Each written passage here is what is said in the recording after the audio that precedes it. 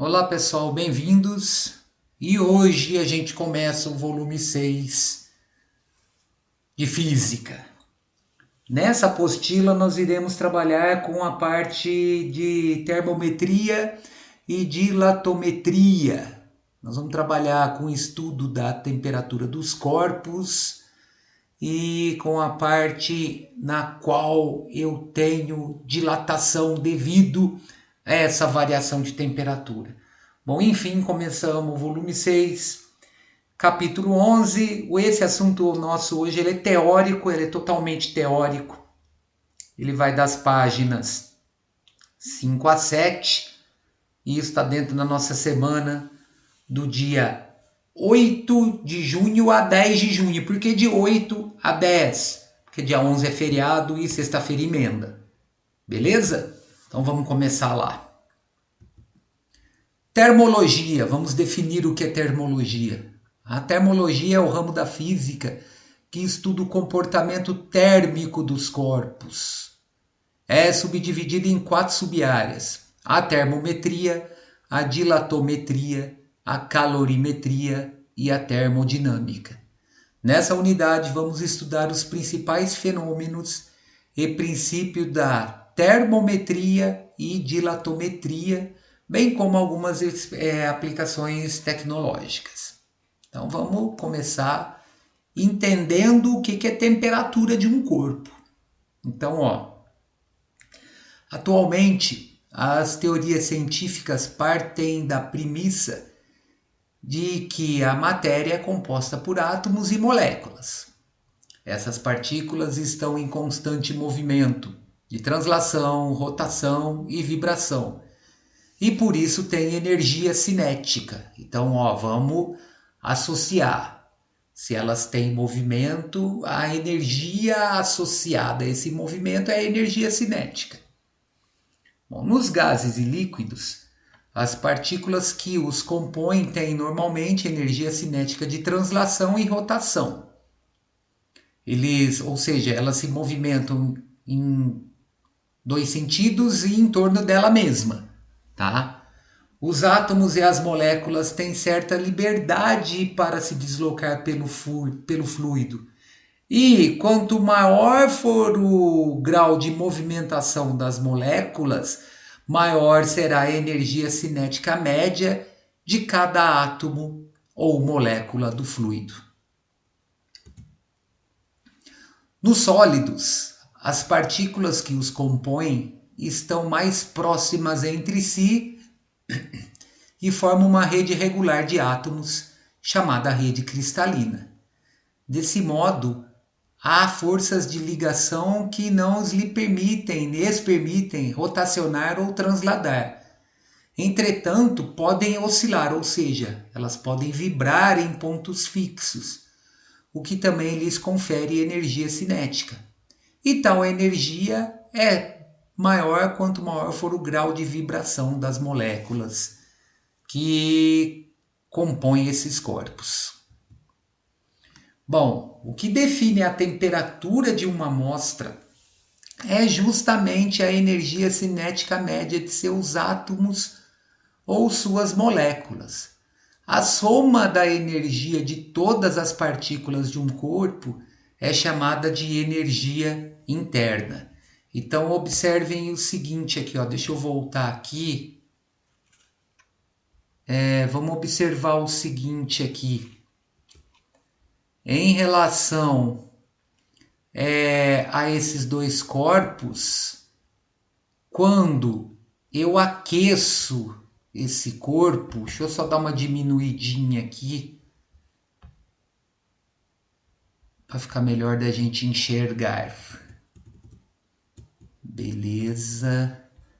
Então, o que vai acontecer aqui, Ao aquecer uma amostra, pode ocorrer um aumento da energia cinética média das moléculas, ou, em outras palavras, um aumento da temperatura.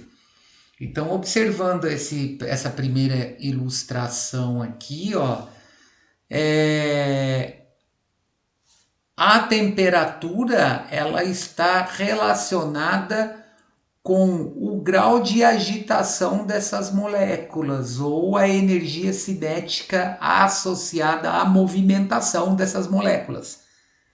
Quanto maior for a movimentação, maior é a temperatura no qual esse corpo se encontra. Então, eu posso analisar aqui que esse corpo da esquerda ele está a uma menor temperatura que esse corpo da direita. É lógico, né?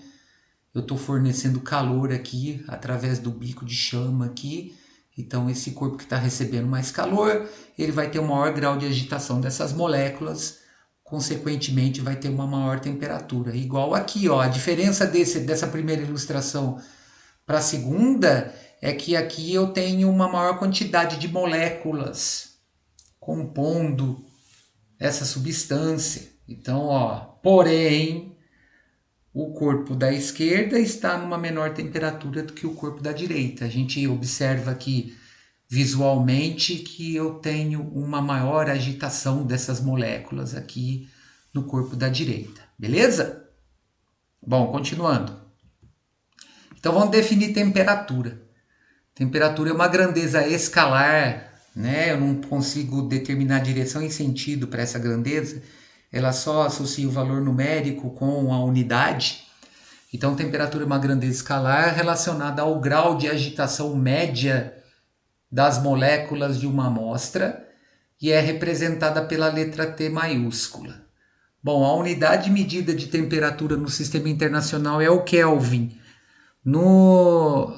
Na próxima unidade nossa, no próximo assunto nosso, nós vamos trabalhar com a relação entre unidades de temperatura. Então, nós vamos estabelecer relações entre temperatura em grau Celsius, grau Fahrenheit e grau Kelvin. Tá? Usualmente, a gente trabalha com grau Celsius, que é o centígrado também. Mas no sistema internacional, na hora que você vai fazer um experimento, alguma coisa, você tem que trabalhar com essa unidade Kelvin. Mais para frente nós vamos fazer as conversões. Então, temperatura ela está sempre relacionada ao grau de agitação média das moléculas de um corpo, tá? Tem um GIF aqui que mostra isso, Quem é o corpo de maior temperatura? É este daqui. Por quê? Porque o grau de agitação média das moléculas desse corpo é maior que dos outros dois. Então, quanto menor for essa agitação, menor é a temperatura associada ao corpo. Beleza? Bom, para fechar, vamos ver o que o meteorologista faz. Então, a meteorologia, é a área do conhecimento na qual são estudadas as condições e os fenômenos atmosféricos, bem como o estudo do clima e do tempo. É uma ciência da natureza fundamentada em princípios e conhecimentos de física, matemática, estatística, computação, etc. E por isso, o meteorologista tem uma formação ampla e aprofundada. Ele precisa compreender muito bem diversos conceitos físicos como temperatura, pressão, densidade e movimento dos fluidos, além de interpretar medidas de inúmeros instrumentos, utilizar imagens de satélites e radares e analisar gráficos e mapas.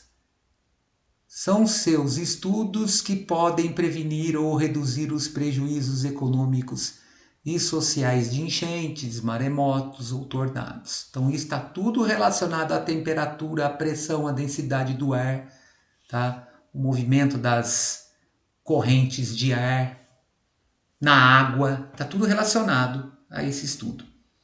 Bom, em geral, trabalha em estações meteorológicas e em sua rotina está envolvido em diversas pesquisas relacionadas ao ambiente, às mudanças climáticas e a temas como efeito estufa, poluição e derretimento das calotas polares. Outras áreas de atuação desse profissional são a agricultura, com o objetivo de calcular épocas de colheita e plantio e auxiliar no dimensionamento do volume das safras. O tráfico de aviões e navios, analisando o comportamento dos ventos, da pressão atmosférica, dos rios e mares. E o desenvolvimento e a operação de equipamentos de sensoriamento remoto, como radares e satélites. Bom, embora existam cursos superiores de meteorologia, a profissão pode ser exercida por outros profissionais, como físicos, matemáticos e estatísticos, após a realização de cursos de especialização, de mestrado e de doutorado na área. Tranquilo? Bom, nosso assunto foi bem curtinho essa semana, é para a gente dar introdução ao estudo da variação de temperatura, é uma teoria. Nossa próxima aula vai ser a aula online, onde eu irei resolver os exercícios relacionados à temperatura, à energia cinética média dos corpos. Beleza, pessoal? Um forte abraço e até a próxima.